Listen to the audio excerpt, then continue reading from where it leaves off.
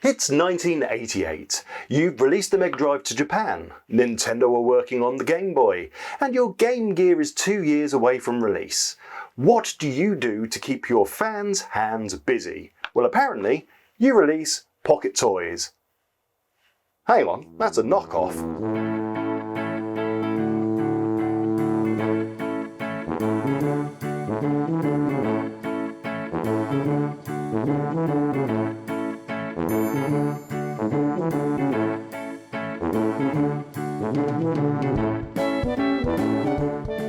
Firstly, a huge thanks to pocketpowertoys.com. There is way more information on their site than I'm going to give you today.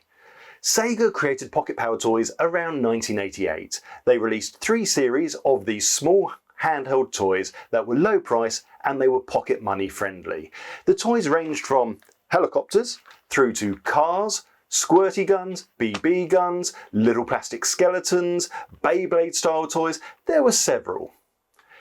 This that we're talking about today is Helicopter, or as the box says, pull strap helicopter. Exciting stuff. But it's a knockoff. There is nothing to do with Sega on this. It's based on the Sega Pocket toy that was called, Pocket Power, sorry, that was called Thunderblade, but that is all.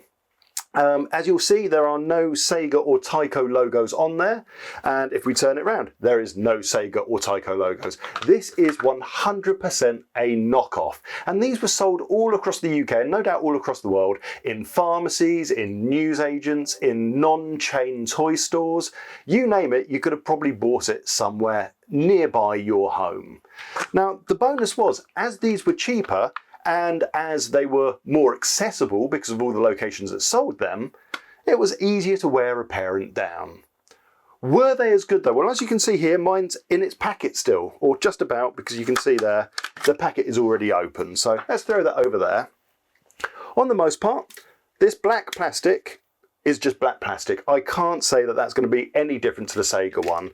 And if I pop the helicopter out, it feels flimsy, cheap, nasty, but the Sega ones did too. They weren't amazingly made things. They were pocket money toys that were meant to be cheap, easy to make, and quick to sell. The one thing I will say that's a bit dodgy on mine is the pull cord. It's stuck in that bend, and I'm guessing all the years, and I can't tell you how old this model is, all the years has left that permanently bent, which means when I pull it, it's not so easy. So I think we should really give it a test.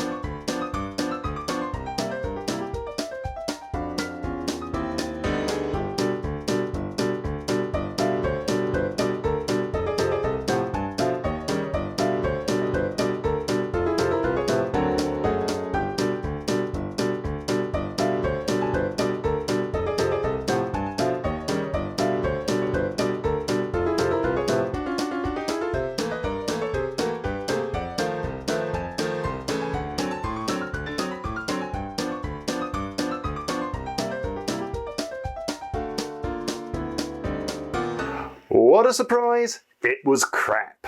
It's a knockoff toy. Now, I'm sure that the Sega and the Tyco models were just as bad. Maybe? I'm pretty sure I remember my one from the newsagent flying, but I got all sorts of disappointment from trying to play with that, and I'm guessing little me probably also had the same disappointment. Now, there's a big problem with, I'm always looking down, you're not seeing what I'm looking at. I'm looking at the little helicopter here, look, whee, it's flying more than it did in my test. The problem is, this is expensive, and the Pocket Power Toys specifically are expensive. Now, this was a knockoff, and that cost £15 with free postage from eBay. If you want the actual Sega toys, they start at £15 without packaging.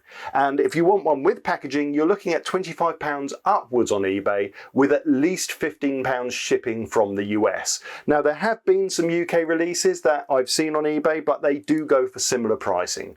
So, unfortunately, it's a crap toy that's let me down and it cost me money. Oh well, get your wallets ready, because if you want to collect it, you're going to be paying through the roof. See you later.